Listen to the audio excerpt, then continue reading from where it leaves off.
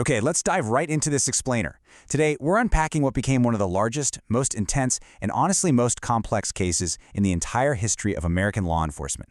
We're talking about the 2001 Anthrax letter attacks, a terrifying moment that fundamentally shook the country and launched a totally unprecedented global investigation.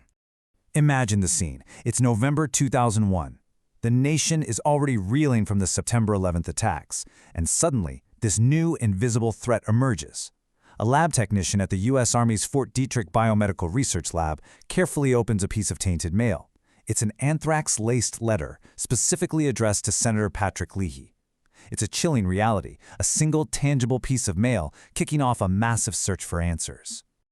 Section 1. The 2001 Anthrax Attacks. A Nation on Edge. You know, checking the mail is such an incredibly mundane, everyday action for all of us.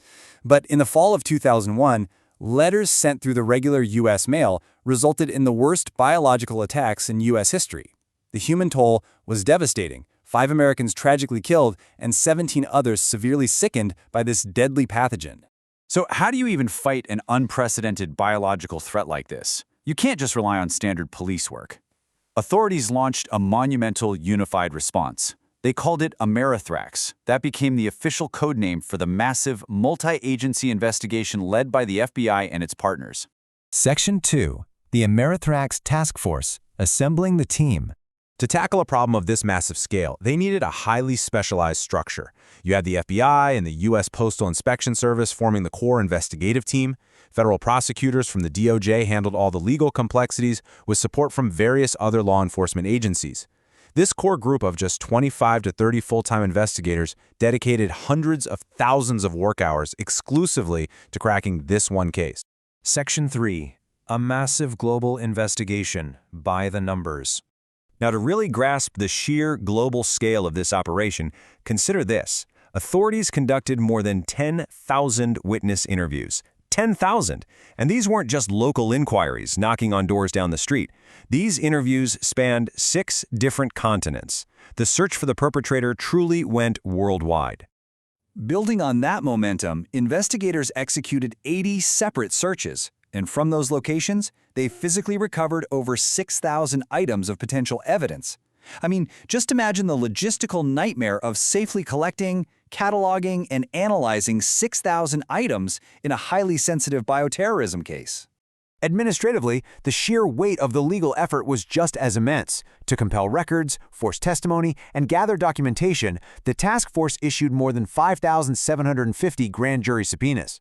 The paper trail they had to follow and essentially build from scratch was absolutely monumental. In the environmental testing, equally grueling. To track the microscopic footprint of the anthrax pathogen, teams collected 5,730 environmental samples across 60 distinct locations.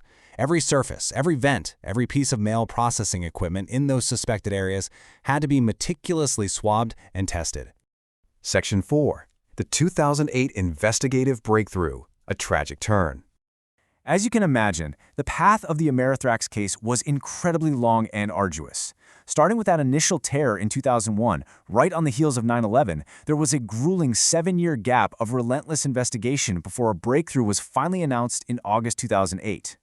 Ultimately, it wasn't until February 2010, nearly a decade after that first letter was opened, that the investigation was formally concluded. Let's look a bit closer at that August 2008 breakthrough. Officials from the Department of Justice and the FBI announced a major development, stating that documents and information indicated charges were imminent for a prime suspect, Dr. Bruce Ivins. However, before any formal charges could actually be filed, the suspect tragically took his own life, abruptly ending the possibility of a criminal trial. Section 5. Closing the case. Resolution and legacy. The formal end to all of this arrived on February 19, 2010. The partnered agencies, the Justice Department, the FBI, and the U.S. Postal Inspection Service officially closed the books on the Amerithrax case. To provide transparency, they issued a comprehensive investigative summary to the public. But the ultimate takeaway from this monumental effort is honestly profound. As the official summary notes, new scientific methods were developed that ultimately led to the break in the case.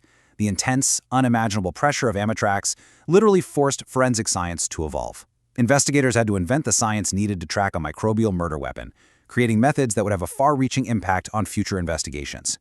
So as we wrap up this explainer, I want to leave you with something to think about.